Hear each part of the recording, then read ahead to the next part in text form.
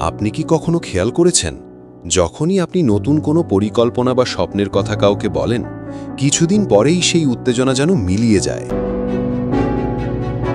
ভাবুন তো, আপনি নতুন কোনো ব্যবসা শুরু করতে যাচ্ছেন, হয়তো কোনো বিশেষ কিছু করার জন্য প্ল্যান করে রেখেছেন, বা শরীরকে ফিট করার জন্য এক বড় প্রতিজ্ঞা করেছেন।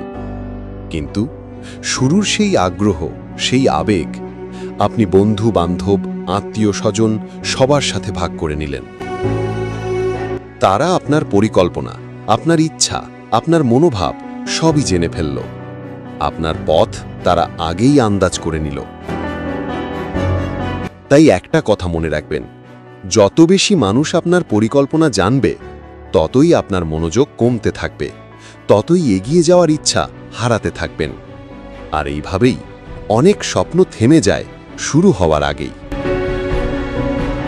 অন্যদিকে কিছু মানুষকে দেখবেন যারা চুপচাপ নীরবে কাজ করে যায়। তাদের পরিকল্পনা, তাদের প্রস্তুতি, তাদের সংগ্রাম কেউ জানে না।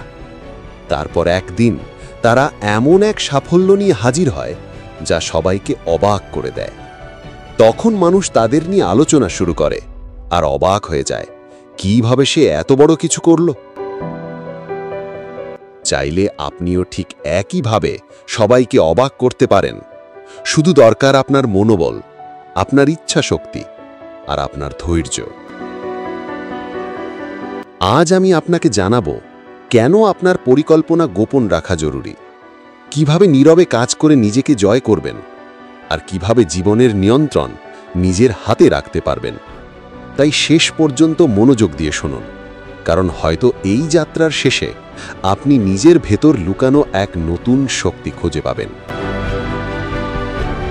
দেখুন, আমাদের অন্যতম বড় ভুল হলো কাজ শুরু করার আগেই তা নিয়ে সবার কাছে ঘোষণা দিয়ে ফেলা। আমরা এতটাই উচ্ছ্বসিত হয়ে যাই যে স্বপ্ন, লক্ষ্য, পরিকল্পনা সব সবার সাথে শেয়ার করি। কখনো কখনো না ভেবেচিন্তেই অন্যদের বলে দিই। তারপর শুরু হয় নানা মন্তব্য। আরে এটা সম্ভব না, এটা খুব কঠিন, তুমি পারবে না।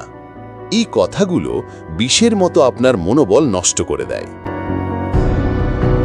মনে রাখবেন, এই পৃথিবীতে সবাই আপন নয়।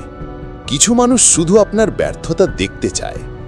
কখনো কখনো সবচেয়ে কাছের মানুষও আপনার স্বপ্নে বিশ্বাস রাখে না। তারা নানা বিভ্রান্তিকর কথা বলে আপনার মনে ভয় ঢুকিয়ে দেয়। এভাবেই আপনার স্বপ্ন প্রথম ধাপেই থেমে যেতে পারে। তাই মনে রাখবেন, আপনার স্বপ্ন রক্ষার প্রথম নিয়ম সেটিকে গোপন রাখা। আপনার পরিকল্পনা, আপনার স্বপ্ন এগুলো কেবল আপনার ব্যক্তিগত সম্পদ। যতক্ষণ না সেটি বাস্তবে রূপ নিচ্ছে, ততক্ষণ সেটিকে অন্যের চোখ থেকে আড়াল করে রাখুন। মনে রাখবেন, একটি বীজকে অঙ্কুরিত হতে কিছু সময় অন্ধকারে থাকতে হয়।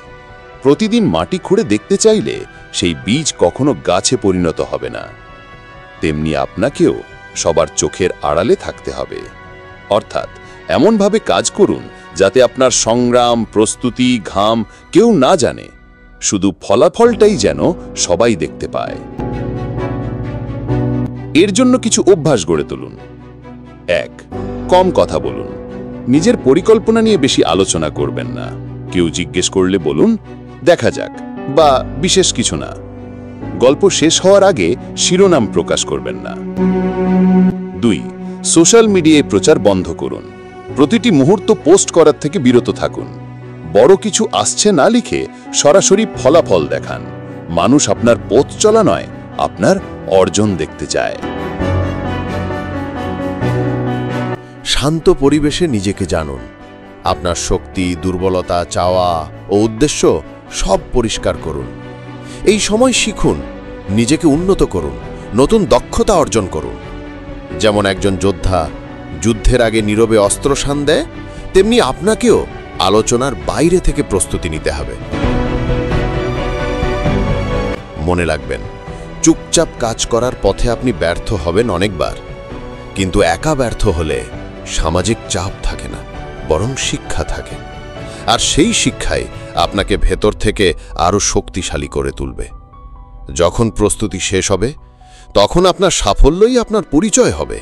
আপনি হবেন সেই ব্যক্তি যার অর্জন অন্যদের অনুপ্রেরণা দেবে। আপনি কি জানেন, এডিসন যখন বৈদ্যুতিক বাতি আবিষ্কার করলেন তখন তিনি হাজারবার ব্যর্থ হয়েছিলেন, কিন্তু মানুষ সেই ব্যর্থতার কথা মনে রাখে না। মানুষ মনে রাখে শুধু সেই একবারের সাফল্য। মানুষ আপনার ঘাম, কষ্ট, পরিশ্রম কিছুই মনে রাখবে না, শুধু ফলাফল মনে রাখবে। তাই একাকিত্বে ভয় পাবেন না।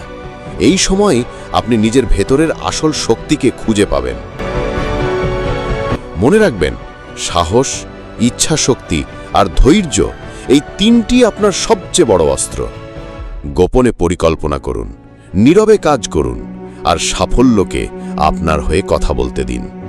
আজকের ভিডিও এখানেই শেষ। দেখা হবে আবার কোনো নতুন ভিডিওতে। ততক্ষণ পর্যন্ত ভালো থাকুন, সুস্থ থাকুন। খোদা হাফেজ।